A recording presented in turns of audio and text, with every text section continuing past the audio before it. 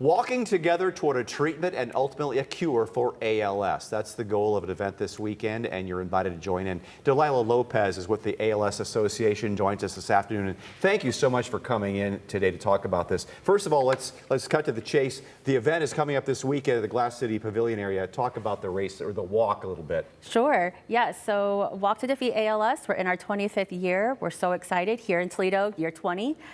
Glass City Pavilion. It's a gorgeous, newer venue, both for Toledo and for us for the walk. This is our second year at Glass City Pavilion. Registration will kick off at 11:30 and the event will start at 12:30. It's so nice to see this event and people come together for something like this. Tell me, it's hoping to get money raised to find a cure.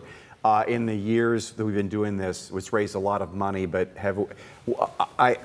a friend of mine passed away from ALS, gosh, 20-some years ago. Have we made any progress at all? I know that Steve Gleason is still alive at age 48. He was diagnosed in 2014 or 2013, somewhere in there, NFL player. But like, are we making progress on this? People being able to find A, the cause of it, and B, a cure?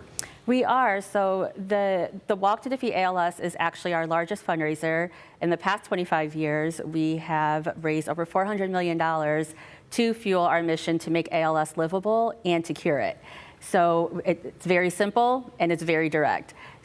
To make it livable, it is to help people day to day. So from our care services team, helping them with and our folks and their families with programming, with access to technology to help them with day-to-day tasks that just make life a little bit more bearable, all the way through fueling research to get us to a cure and those treatments to do both ends of those. It's a neurological disease, and it's horrible to watch someone waste away when they get diagnosed. Some go quickly, some may take several months, maybe even years. Lou Gehrig's disease, that's the same thing. Exactly. And that's what he died of. Do we have a lot of people, patients with ALS in Toledo area?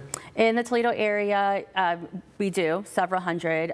Throughout the state of Ohio, it is actually over 1,000 people. And that number obviously fluctuates almost daily because this is an always fatal disease. And like you said, it's a neurodegenerative disease. So the brain eventually stops talking to your muscles. So you'll eventually stop talking, walking, eating, and then eventually breathing. So yes, the average life expectancy is between 3 to 5 years. But again, we have folks who have been with us for decades living with this disease and thriving. One thing that the Walk to Defeat ALS is a day of community and hope. And that's the day I get to experience with folks. And what I had just been so encouraged by is that our families and our patients live with this disease. They don't let ALS define them. Is there good medical care for what's available nationally in Toledo? Yes, we are.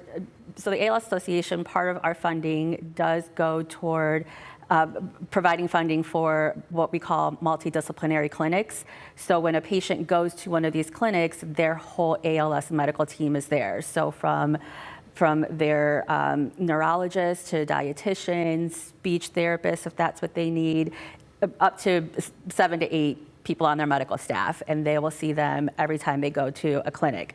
There is a new clinic here at ProMedica. They are not yet an ALS Association affiliated clinic because they are so new, but they are going through the journey with our team to become an affiliated clinic.